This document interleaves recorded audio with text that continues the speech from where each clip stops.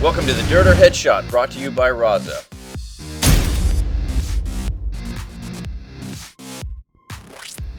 Saturday started out with X Factor versus 187 Crew. The game started out with Trailer from 187 Crew getting sexually assaulted by his teammate. And then insult to injury, he gets his head blown off and they lose the first point. Not wanting to be violated again, Trailer quickly moves away from that scary stand-up bunker and moves quickly down the Dorito side, helping his team score the next several points in a row. The fourth point came down to a long one-on-one between Martinez and Zaleski. But Martinez gets shot in the hand, and 187 Crew takes a 3-1 lead. I'm Nick Ball from 187. We just got off the field playing X Factor. It's a good game. X Factor's a great team. We game planned a lot against them, and we watched a lot of their games. And I think that we came up with a good strategy to stop what they were doing and also progress a lot more than they were. Our team did a great job sticking to the game plan, and we executed and came out with a 7-2 win. We're having a real rough time on this field. Things just aren't working for us. Our breakouts are just not working the way they were in practice. So we got a lot of work to do. We really got to stay out of the penalty box. Penalties are really hurting us this event. We're playing damage next, and damage is looking good. So we really got to sit down and figure out what we're going to do to change. Because pretty much if we lose here, our tournament's over. So 187 gets the victory, and they are so excited they celebrate with some projectile vomiting. The next game was Damage versus Infamous. The game started out with Infamous shooting both our camera and then Holiday.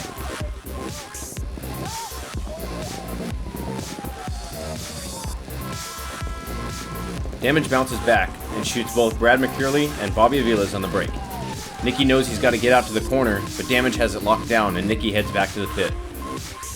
Sewards gets clipped as well, but Chris Sosine gets a kill and moves out to the snake, and it's a one-on-one against Justin Rabikoff. A couple minutes go by, and then after a move by J-Rab, Chris ollies over the tall can and he hits pay dirt. Infamous takes a 2-0 lead. Drew Templeton gets into the snake and the ref sees something he doesn't like and he lets a red one rip. No worries, Bobby runs down the snake, steps out of bounds, and quickly crawls to safety. Damage blows the horn and it's now 3-zip. We just played Tampa Bay Damage, and we scouted their games. We played them in Texas, so we knew kind of how they played the field. They're real slow and methodical. They break out to the back five, wait till they shoot some people. They hold their lanes a lot. They carry a lot of paint. They push up the Dorito side hard when they have the opportunity. But when they don't have the opportunity, they just play real slow, methodical points. So we came out there strapped up with a lot of paint, ready to grind out points. And we got up, I think, 1 or 2-0. They came back 1. We had a long one-on-one with Chris Sosine and Rabikoff, and Sos jumped over the stand-up can, shot Rabikoff in the head, and that gave us a lot of momentum.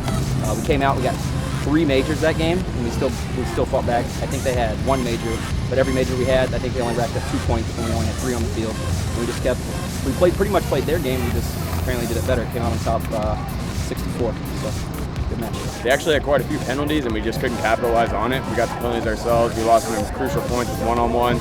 Lost some players stupid trying to walk through the field. I'd say we're just a little overconfident, but that was definitely a reality check, and we'll come out, smash the next one, and win this tournament too.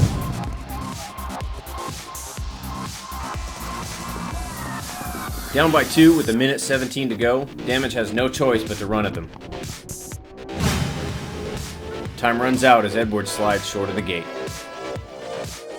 Next up is LA Ironman versus Upton 187 Crew. Match starts off with Rodriguez going down the Dorito side. He breezes down the field and gets a quick point for the Ironman. However, 187's Max Trailer answers back with some tricks of his own. He starts off his killing spree catching LJ playing sloppy in the Doritos, and then proceeds to shoot out the snake corner. And what better way to finish off your hat trick with a 1 ball to the face of Brandon Short. We just played Upton 187 Crew. Had a pretty tough game. We had a tough game early this morning, so we're trying to come out strong so we could get that bye for this game. I think we got up 2-0, maybe it was 2-1, not sure. And then it just started going toe-to-toe, point for point. It's actually a really good team to watch out for. They're coming out. They played really good as a team. We didn't really shoot anyone off the break, which we were playing on too. They were coming up the Doritos really fast and not able to shoot any of their guys coming up the Doritos. But I think it mainly came down to experience level the last few points. They maybe could have held off and tied it up and put into overtime, but they tried to make some moves, get that point, and we just picked them off. We just played Ironman. It was a battle. They ended up hanging the flag with the last 15 seconds. Basically, they went up, I believe they went up 2 points right away. We came back with 2. I mean, it was point for point the entire way. It was a couple penalties thrown, both teams adjusted. I mean, I'm proud of my guys, honestly. It was for our second event, to come out and play the Ironman. It was a great team. It was, everyone played great. We got progressively better through the tournament. We got a lot to look forward to. With 18 seconds left on the clock, 187 can't get another point on the board, and the Ironmen take this one 5-4.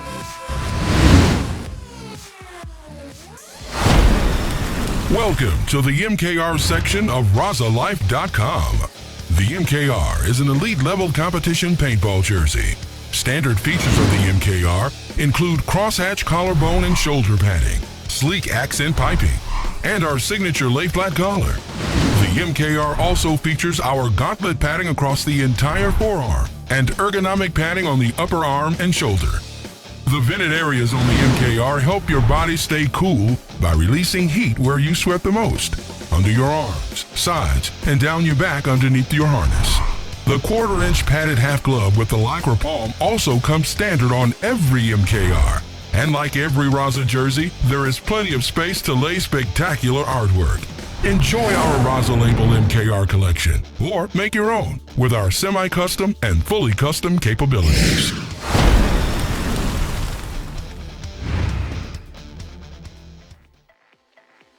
Next, we have LA Infamous versus Chicago Aftershock. The game starts off in Infamous's favor, getting a quick kill off the break.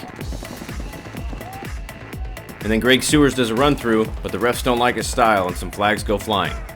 He's in the box and Aftershock gets the first point.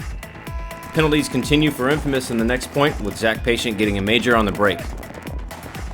However, Aftershock starts getting too antsy after the penalty, and Infamous manages to hold it down.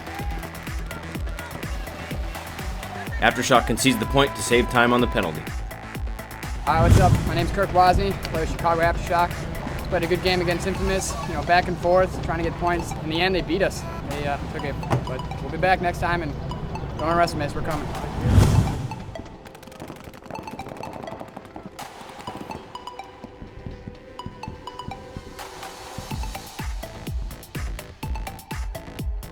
We just played Chicago Aftershock. It was a tough game. They came out hard. They had nothing to lose. So, we don't know what they're going to throw at us. It was a battle for the first one. We had a couple penalties that hurt us. They brought the heat. I think it was 3-3, 4-4, a bunch of lead changes, but we took it home in the end. Ended up winning 7-4. In the last point, Damian Ryan says, "Don't worry guys, I got this." He kills the last two and then waves hi to the camera. Hi Damian. Aftershock is so upset, vomiting ensues. Next up is San Antonio X Factor versus Tampa Bay Damage. It's win or go home for both teams in this match. X Factor got off to an early lead and forced Damage to have to play catch up.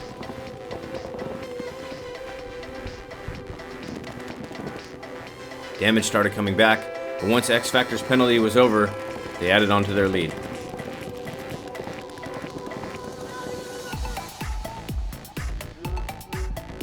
Just played Damage, had a huge turn of events that time. We sat down, we really looked at our plays, we figured out what wasn't working for us in the games we lost, and adjusted to their game plans, and we came out on top.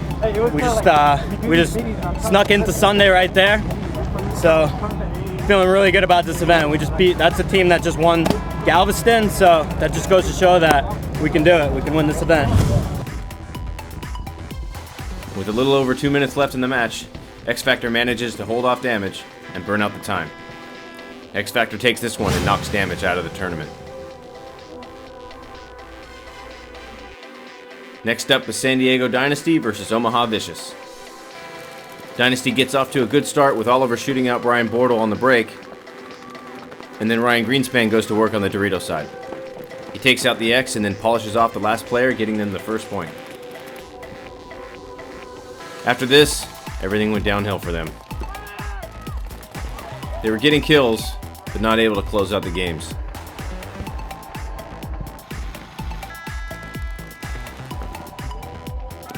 And having a ton of penalties doesn't help you out either.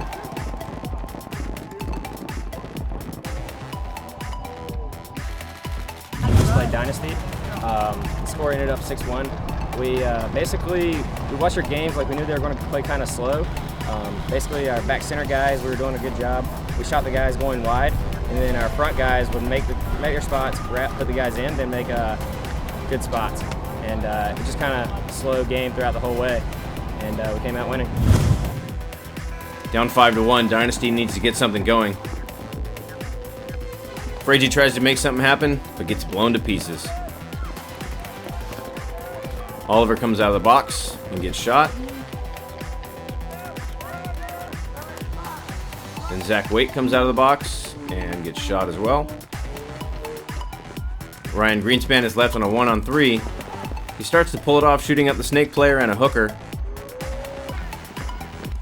Then he thinks he shot the last guy, but he didn't. Then he thinks he shot him again, and he still didn't. And he probably should have waited for the paint check. Ref calls vicious clean, and Dynasty isn't able to put any more points on the board. They lose this one 6-1.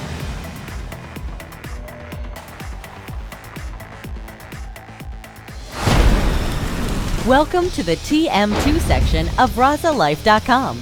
The TM2 is our first ever signature jersey cut. This line of jerseys is just like Todd Martinez. Fun, easy, and super cool.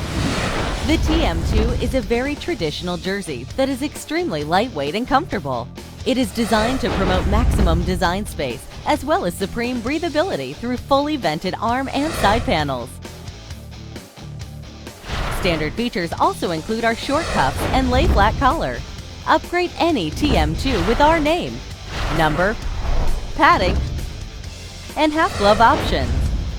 All Raza brand jerseys are made from 100% antimicrobial moisture wicking polyester right here in the USA. The TM2 series is available for semi and full customization. Please enjoy creating the TM2 that is right for you.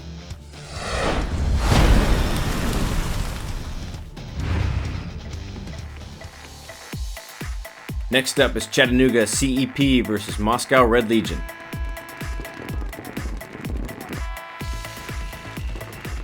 We just finished to play against Chattanooga guys. Well, doesn't matter that those guys are the newcomers in our league. They're just playing for the second year. In the past season, those guys were given, for the Russian Legion specifically, a really hard job to play against them, and we never finished with the 7 points against those guys. They're really skillful, they're really talented, and if you play defensive against those guys, they're gonna win. So we just made the adjustments in the middle of the game, started to be more aggressive on the break, and did it. We just got done playing the Russians. Started out, they came out, won the first point, and came back out, and then we got a penalty to the second point. And then played them 4-on-5, 3-on-5 for I don't know how many points, and they scored a quick 4 on us. Got up, and we came back. We got our 5 strong, played pretty good, and won a couple points after that. And then they just had control of the match by the end and came out and ended up winning. The Russians take this one 7-2. Next up is Houston Heat versus Seattle Thunder. We just played Houston Heat. We just got rolled. We lost the first point, won the second point, and then they just kept on putting it on us. We were bouncing them pretty well, some of the key positions, but they really played pretty solid. They got second place last tournament, so they're playing pretty good on this layout. We just got done playing Seattle Thunder. It's our third match of the tournament in Phoenix. Yeah, we knew we had to get the point margins because we're 1-1 from yesterday. So we came out strong, going for a 7-0. We ended up losing one, but working really well as a team and as brothers, Dizon catches Stotter's looking the other way and makes him pay. Despite being down points all game, Thunder stays aggressive, but it's not enough to keep up with the Heat and their superior gymnastics. Houston Heat wins 7-1. The next game is San Diego Dynasty versus Chattanooga CEP. Coming off that big loss to Vicious, Dynasty really needs a win. CEP takes a major penalty in the first point, and Dynasty does not fail to capitalize.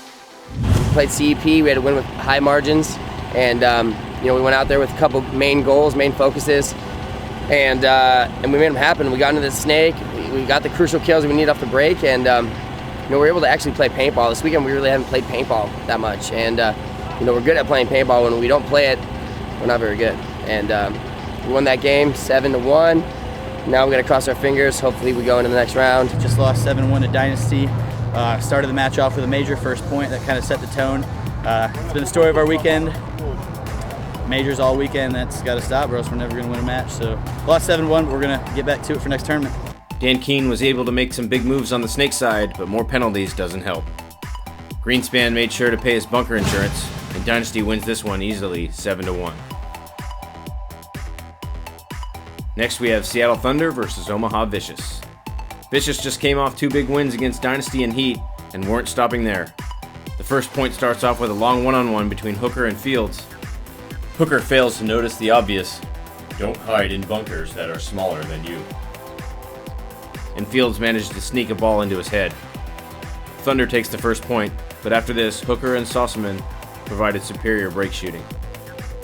Shane Colby and Brian Bortle dominated the snake, pinching out Thunder players. We just played Seattle Thunder, our last game of the prelims. We had a really great game against Dynasty and a really great game against Heat, so we were going in 2-1. And this team in the pro bracket has never gone 3-1 in prelims. We've always been like a 2-2 team. So this game is really, really important for us. We feel we already beat 2 really good teams. So we went out with that last game, giving it all we got. And pretty much the whole game, they scored a couple points on us, but we just felt really dominant the whole game. We were shooting them off the break, we were getting in the snake, getting in their side of the field, getting in the Doritos. When they tried to come up with the center on us, we just were pretty much chopping down. So it was just one of those games where we were playing really good team paintball and pretty much just did our jobs. And like I said, going 3-1 was really important to us. We've never done it before, so we had a lot of heart in that game. Vicious wins 6-2 and secures their spot for the Sunday games. Our final match of the day is Moscow Red Legion versus Houston Heat. The match started off with Marcello not hearing the horn and gets bounced off the break. But he still manages to make his bunker, and the Russians get a quick point.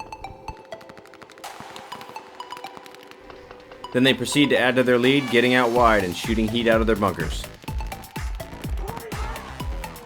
It seems as if the Russians have full control of this game, and Heat doesn't have an answer. But after LJ gets bunkered, it wakes them up, and they take it to the Russians. Godin manages to shoot LJ in the foot cross field, but he has our premium bunker insurance plan and puts Godin back in his bunker. This gives Chad George time to work down the snake, and the point ends with Godin getting trapped in the corner and Chad overshooting our cameraman.